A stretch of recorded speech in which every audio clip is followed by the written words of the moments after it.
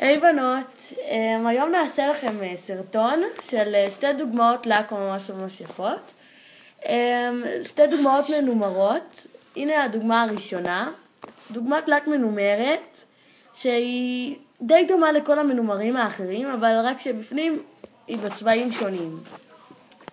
אוקיי, אז היום נלמד אתכם לעשות אותה, והנה הדוגמה השנייה שנעשה, שגם היא מנומרת, רק שבפנים זה ורוד. זה די אותו דבר לעשות, אבל בכל זאת נסביר לכם.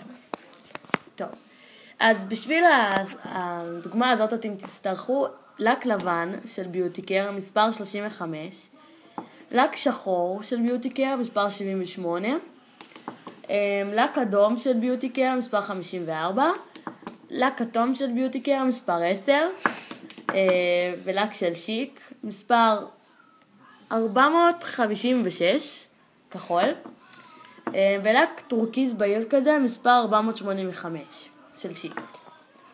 טוב, אז קודם תמרחו לק בסיס לבן, שאנחנו כבר מרחנו, ועכשיו תיקחו את הלק הטורקיז הבהיר של שיק, וממש תוציאו ממנו כמעט את כל הלק, ותשאירו רק ממש ממש טיפה. הנה נועה מראה לכם.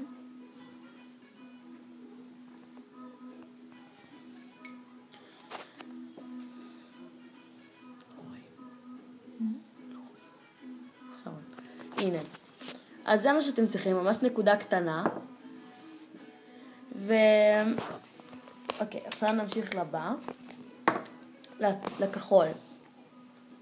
כחול של שיק.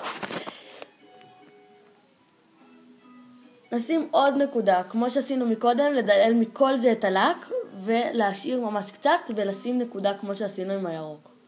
טורקי, יותר נכון, אבל כאן הוא נראה ירוק. טוב. ככה זה נראה עד עכשיו.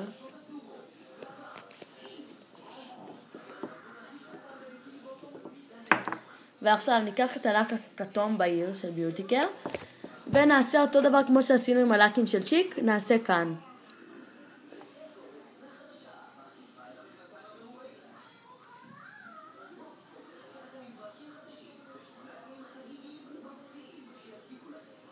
לק כתום. ועכשיו האחרון, שהוא בעצם הלק האדום של ביוטיקר.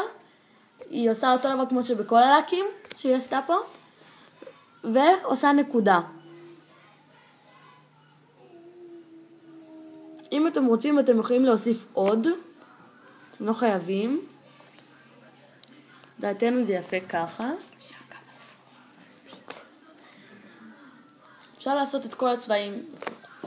אוקיי, עכשיו לקחנו לק שחור של ביוטיקר, והנה המשטח. משטח זה בעצם יכול להיות כל בריסטול, כל נייר, רק צריך שאפשר יהיה לשים עליו לקים. היא שמה עליו טיפה של לק, כדי שתוכל להשתמש בו עם המנקד. שבעצם מי שלא יודעת, ככה משתמשים במנקד, והיא כבר תראה לכם.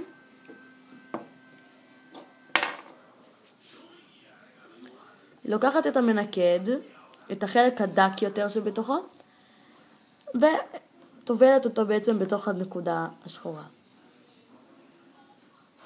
היא עושה קצת... 3 קווים. היא עושה 3 קווים בערך מסביב לזה. אל תעשו אותה כל כך מחובר, את הקו, כי זה יהיה נורא נורא מוזר ייראה. ייראה הרבה יותר יפה אם זה יהיה כזה... לא סימטרי כזה, מסביב. זה יראה יותר כמו מנומר.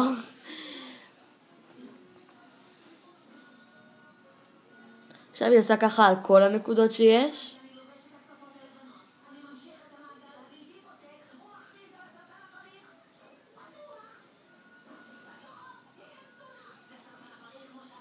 והנה עכשיו היא מסיימת על האחרון. זה באמת יוצא ממש ממש מהמם.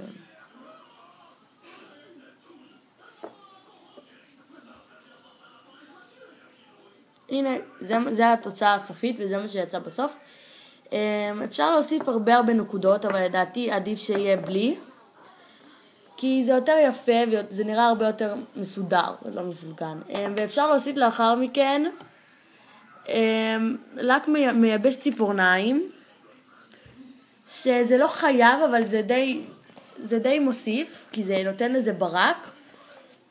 אבל תשימו לב שקודם הכל מיובש, כי אם אתם שמים את זה על לק שהוא לא מיובש, אז הכל נמרח, וזה יוצא ממש ממש לא יפה. אז בינתיים שמנו פה את הדוגמה המוכנה כבר, כדי שזה לא ימרח.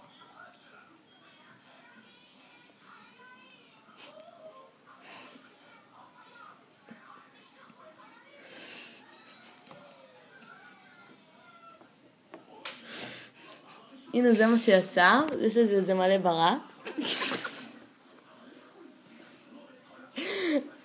זה מלא ברק. גם הייתה פה טעות קטנה.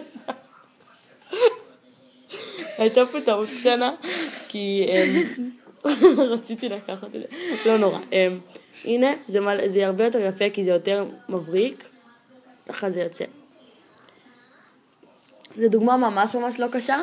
ועכשיו נעבור לדוגמה השנייה, שזאת בעצם כמעט אותה דוגמה. זה באמת שאין כל כך הרבה מה לעשות פה, ואין כל כך הרבה מה להסביר, כי מה שהסברנו כאן בדוגמה הצבעונית יותר, זה בדיוק מה שאנחנו מסבירות פה. אתם רק צריכים למרוח לק בסיס של